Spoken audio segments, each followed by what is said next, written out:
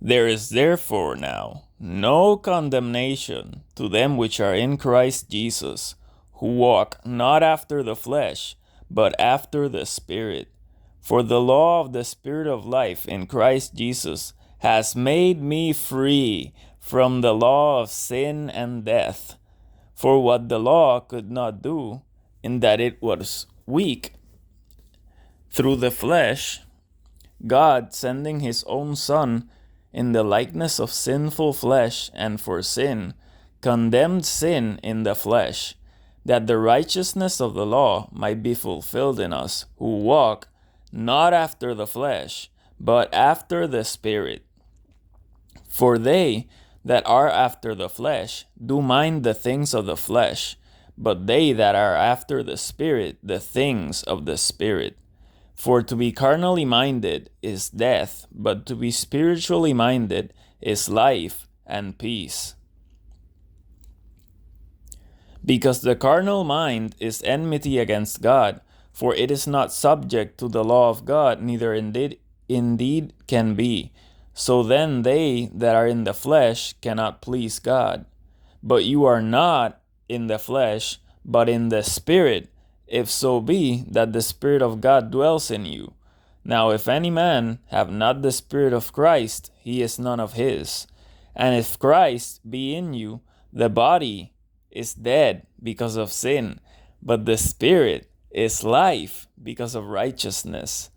But if the Spirit of him that raised up Jesus from the dead dwell in you, he that raised up Christ from the dead shall also quicken your mortal bodies by his Spirit that dwells in you.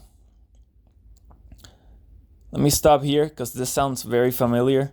So see here how it says that he that raised up Christ from the dead shall also quicken your mortal bodies by his Spirit that dwells in you.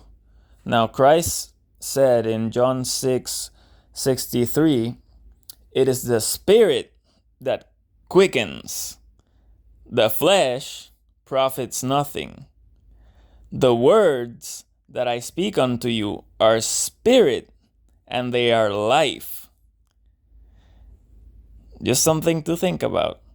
Therefore, brethren, we are debtors not to the flesh, to live after the flesh. For if you live after the flesh, you shall die. But if you, through the Spirit, do mortify the deeds of the body, you shall live.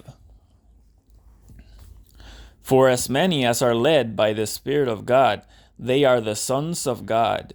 For you have not received the spirit of bondage again to fear, but you have received the Spirit of adoption, whereby we cry, Abba, Father. The Spirit itself bears witness with our spirit that we are the children of God, and if children, then heirs, heirs of God, and joint heirs with Christ, if so be that we suffer with him, that we may be also glorified together. For I reckon that the sufferings of this present time are not worthy to be compared with the glory which shall be revealed in us. For the earnest expectation of the creature waits for the manifestation of the sons of God. For the creature was made subject to vanity, not willingly, but by reason of him who has subjected the same in hope. Let me adjust here. I was laying down. Because the creature itself also shall be delivered from the bondage of corruption into the glorious liberty of the children of God. Amen. For we know that the whole creation groans and travails in pain together until now. And not only they, but ourselves also, which have the first fruits of the Spirit, even we ourselves, groan within ourselves, waiting for the adoption, to wit, the redemption of our body. For we are saved by hope, But hope that is seen is not hope. For what a man sees, why does he yet hope for? But if we hope for that we see not, then do we with patience wait for it. Likewise, the Spirit also helps our infirmities. For we know not what we should pray, but the Spirit itself makes intercession for us with groanings which cannot be uttered. And he that searches the hearts knows what is the mind of the Spirit, because he makes intercession for the saints according to the will of God. And we know that all things work together for good to them that love God, to them who are the called according to his purpose.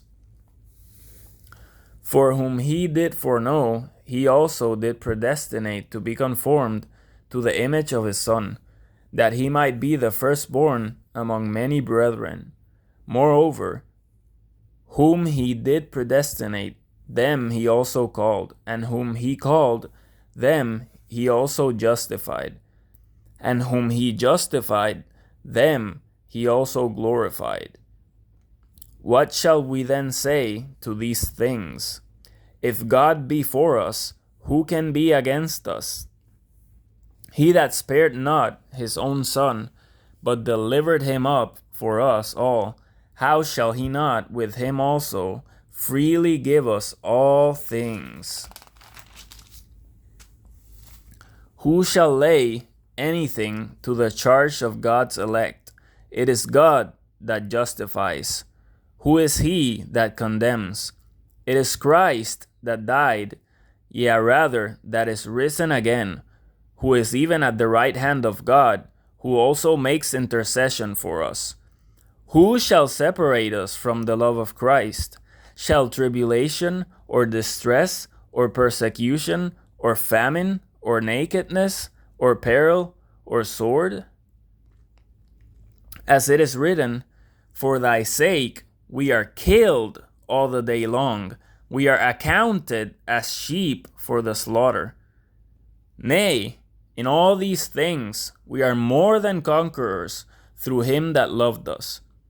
For I am persuaded, I know, that neither death, nor life, nor angels, nor principalities, nor powers, nor things present, nor things to come, nor height, nor depth, nor any other creature shall be able to separate us from the love of God, which is in Christ Jesus our Lord. Amen. Thank you, Jesus.